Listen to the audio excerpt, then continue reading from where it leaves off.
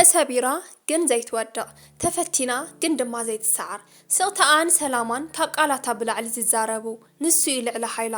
ኣብ ዘመን እዚ ትርጉም ለባም ሰበይቲ ዝብል ቃል እናተቐያየረ ዝመጻ ይመስል ግን ሓቀኛ ትርጉሙ ከምኡን ክብሩ ፈጺሙ ኣይተቐየረን ስለዚ ኣይትታለሊ ብዝኾነ ይኹን እዋን ለባም ሰበይቲ ኩሉ ግዜ ለባምያ ንስኺ ካብተን ለባማት ኣንስቲ ሓንቲ ዲኺ ሎሚ ኣብዚ ቪድዮ እዚ ነዛ ለባም ሰበይቲ ዝገልጽዋ 8 ባህርያት ክንርኢ ኢና ነዚ ቪድዮ ላይክ ብምግባር ይጀምሩ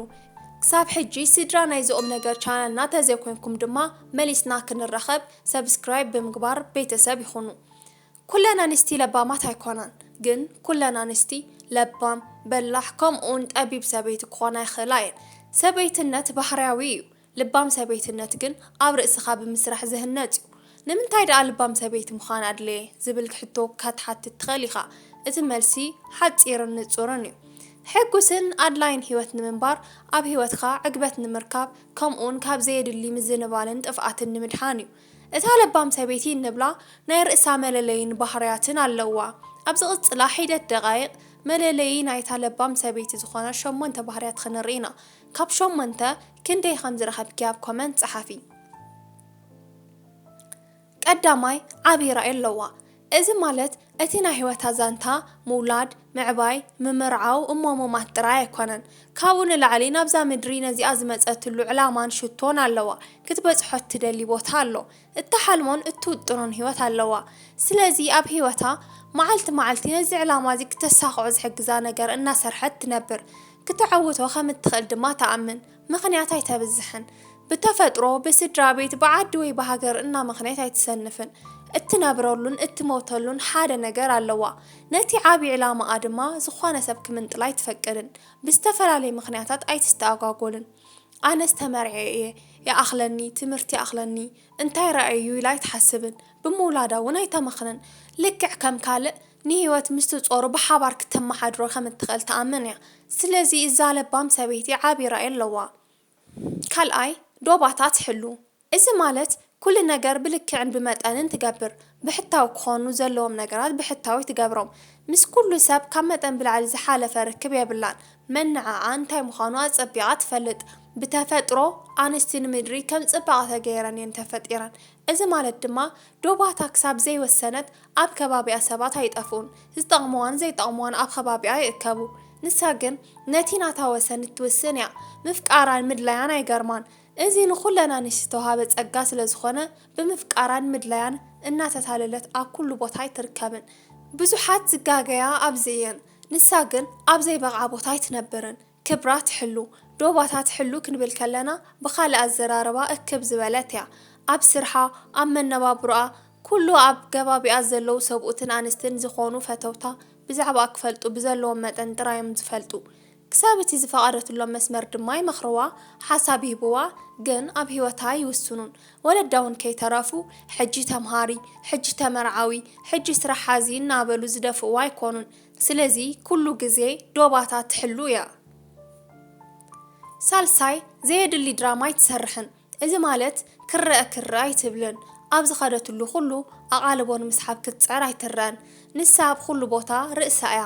ፍሉይ ትገብሮ ነገር የብላን ግን እዚ ምግባራ ነቲ ትረኽቦ ኣቓልቦ ኣይቐንሶን ብተፈጥሮ ከም ተቐዲመ ዝበልክዎ ምልክት ጽባቐ ስለ ዝኾነት ኣቓልቦ ምስሓባ ኣይተርፍን እዚ ክኸውን ከሎ ድማ ኣቓልቦ ስለ ዘይደለየት ናብ ምሕፋርን ኣብ ርእሳ ዘለዋ ተኣማንነትን ናብ ምስኣንን ኣይትኸይድን ኣቓልቦ ሰሓበት ኣይሰሓበት ንሳ ህይወታ ትነብር ብዘየድልዩ ድራማታት ህይወታ ኣይተጓናጽፍን ክትኾኖ ዘለዋ ጥራይ ትኸውን ብይሉኝታ ኣይትሰርሕን ዓይኒ ደፊራ እውን ኣይኮነትን እዛ ለባም ሰበይቲ በቲ እዋነቲ ቁኑዕ ዝኾነ ነገር እቲ ቦታ ዝጠልባ ነገር ጥራይ ትገብር ብሓፂሩ ናብ መሐንበሲ ብናይ ሙሉእ ክዳን ኣይትመጽእን ቤተ ክርስቲያን ብናይ መሐንበሲ ክዳን ኣይትመጽእን ቤት ትምህርቲ ብናይ ድራር ክዳን ኣይትመጽእን እቲ ቦታን ከባብን ዝጠልቦ ስነ ስርዓት ጥራይ ትገብር ፍልይቲ ንምዃን ኢላ ትገብሮ ወይ ትሰርሖ ፍሉይ ድራማ የብላን ራብዓይ ገበና ሸፋኒት እያ እዚ ማለት ናይቶም ናታ ዝኾኑ ሰባት ውርደት ኣይትደልን ድኻሞም ትሓብእ ሚስጥር ትሕሉ እያ ሰባት ዘይከኣልዎምን ዝድኻሙሉን ነገር ክነግሩዋ ኣይፈርሑን ምኽንያቱ ከለላ ትገብረሎም ትሓብአሎም ትርድኦም ድማ ንሰብኣን ንደቃን እውን ከምኡ እያ ብድኻሞም ኣይትስሕቕን ኣሕሊፋ እውን ኣይትቦምን ገበና ሸፋኒት እያ ሚስጥር ገዛና በአደባባይ ተውፅኦን እዛ ሰበይቲ እዚኣ ንዓቢ ሓላፍነት እትእመን እያ ምክንያቱ ሚስጥር ትሕሉ እያ ብድኻም ሰባት ኣይትስሕቕን ካበልና ሓማይት ኣይኮነትን ማለትና እዩ ዝረኣያቶ ኩሉ ኣይትዛረብን ዝሰምዐቶ ኩሉ ኣይተውርን ትመርፅ እያ ረጋእ ዝበለት እያ እዛ ለባም ሰበይቲ ገበና ምሽፋን ጥራይ ዘይኮነስ ምትዕራይ እውን ትፈልጠሉ እያ ብዝደኻሙሉ ተበርትዕ ዝኸኣለቶ ትድግፍ ስለዚ ምዛ ሰበይቲ ዓቢ ጥበብ ኣሎ በዚ ድማ ገበና ብምሽፋንን ሚስጥር ብምሕላውን ትፍለጥ ሓምሻይ ቃላታ ብጥንቃቐ ትመርጽ እዚ ክንብል ከለና ነቲ ትዛረቦ ነገር ሓላፍነት ትወስድ ማለት እዩ ቃላት ሓይሊ ኣለዎም ካብኡን ላዕሊ ድማ ብኣፍ ሰበይቲ ምስ ዝዝረቡ ዝያዳ ሓይሊ ኣለዎም ምናልባት እውን ሰበይቲ ናይ ምእማን ጥበብ ኣለዋ ኣብ ታሪኽ ዓበይቲ ነገስታት ዝተበራትዑ ብቓልን ምትብባዕን ሰበይቲ እዩ በቲ ማዕረ ድማ ዓበይቲ ነገስታት ዝወደቑ ብቓል ሰበይቲ እዩ ካብቲ ዓቢ መጽሓፍ እኳ ሳምሶን ብቓል ሰበይቲ ከም ተሰዓረ ይነግረና ስለዚ ፈጣሪ ንወዲ ኣካላዊ ሓይሊ ክዕድሎ ከሎ ንጓል ድማ ናይ ምእማን ጥበብ ዓዲልዋ ምባል ንኽእል ኢና እቲ ትዛረቦ ቃል ጽቡቕ ይኹን ሕማቕ ነገር ይፈጥር እዛ ለባም ሰበይቲ ነዚ ዝተውሃባ ዓቢ መሳርሒ ኣብ ዝኸደትሉ ኩሉ ኣይትትኩሶን ብጥንቃቐ ብብልሓትን እምበር እዛ ለባም ሰበይቲ ነቶም ምስኣ ዘለዉ ኩሎም ብዘረባኣ ኣብ ርእሶም ዘለዎም ተኣማንነት እትውስኽ ጽቡቕ ሓሳብ እትዕድል እያ ጽቡቕቲ መኻሪት እያ ነቲ ትዛረቦ ነገር ተጠንቀቓሉ ሻድሻይ ርእሳ ትገዝእ እያ እቲ ዝዓበየ ዓወት ወዲ ሰብ ርእስኻ ምግዛእ ከም ዝኾነ ፍሉጥ እዩ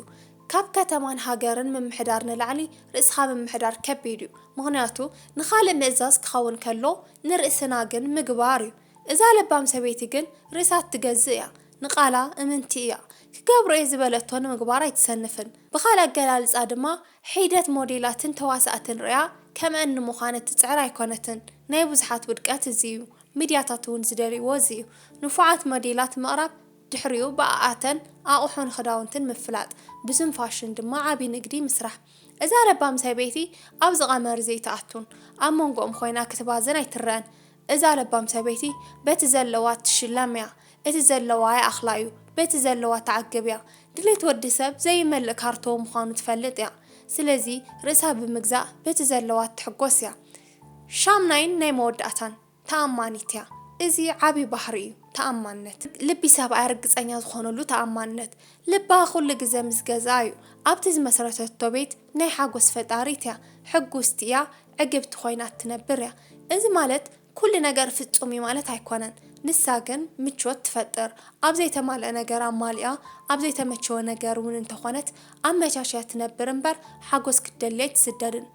ስለዚ እዛ ሰበይቲ እዚኣ ተኣማኒት እያ ኣብ ርእሳ ተኣማንነት ኣለዋ ብዙሕ ተኣምር ክትፈጥር ከም ትኽእል ተኣምን ንቤታ ድማ ኣዝያ ኣመንቲ እያ